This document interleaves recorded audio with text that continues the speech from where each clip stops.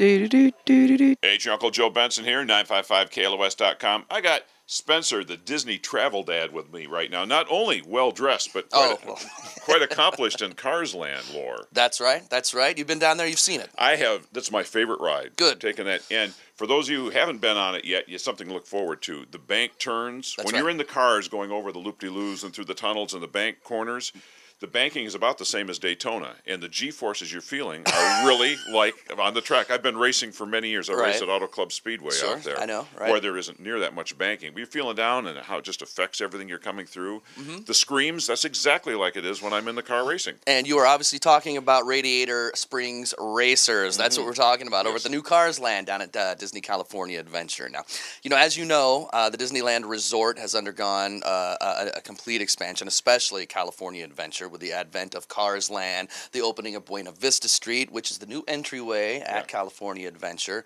the red car trolleys, all the new dining and shopping and entertainment that we have down there. And there is a lot. You've added a lot in. And everything, especially in Cars Land, once you come in Buena Vista Street and you're into Cars Land, it's like you're actually in the movie. It's like you're actually in the movie. When you look down the entrance to Cars Land, it's just, it's Route 66, and you're right. You've been completely immersed in that culture. And the red rock walls of Radiator Springs Racers, these Imagineers really knocked it out of the park with this one, no doubt. You do see the tail fins of Cadillacs in the mountains around you like that. You do, that's right. And you do see many people walking through dressed somewhat like you and with the white caps like gas station attendants used to have back before we were born. That's right. This is official Route 66 merchandise from Ramon's House of Body Art right down there in Disney California Adventure. And, you kind of touched on something.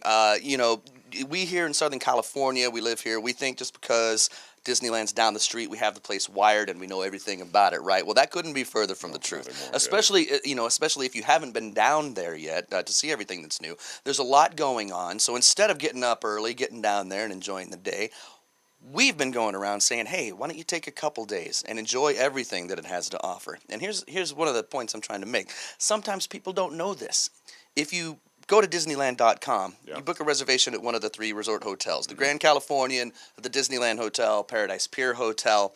As a guest of these hotels, you actually get to enter the park an hour before the rest of the general public. It's called the Magic Hour. You know how many times you can ride Radiator Springs Racers in an hour? Wow. A few. So you can get some of that stuff out of the way, and that's that's kind of the kind of stuff that we've been talking about, going around telling everybody to go down there. And that means if you go down there, you don't have to worry about getting out right away at the end of the night, no, or even before any of the parades or fireworks. No, absolutely. You've got your room right there. You can go. You can take a nap, and of course, I'm talking about mom and dad. I'm not really talking about the kids. And the nap is what he's talking about.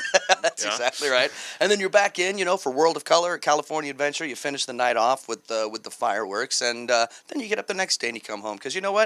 Who wants to fight traffic up the 5 after you've been at Disneyland all day? And I think if you take a couple days just to go through Cars Land itself, there's so much to see. All the pinstriping there was done by Jeff Stiles, one of the most famous pinstripers in Southern California. And Chip Foose, the designer, designed many of the things that are down there. It's like it's not a museum. But it has a museum quality stuff to it. Well, I tell you, they did want to make it as authentic as they could. They wanted to create that car culture. That's why they brought in a lot of these guys who, are the best at what they do to really give it that authentic feel.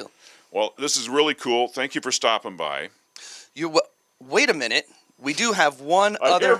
I hear bells ringing. What does this mean? What have you done, Spencer? That means our special guest is here. Come on in, buddy. I have been traveling around with a friend here. Hey, Pluto. That's right. What are you doing? Nothing says family vacation more than the family dog, and what better dog to take than Disney dog Pluto here. So we just wanted to come by and visit y'all and give to the listeners out there a couple tips for traveling down to the Disneyland Resort. We hope to see everybody down there. Don't we, buddy?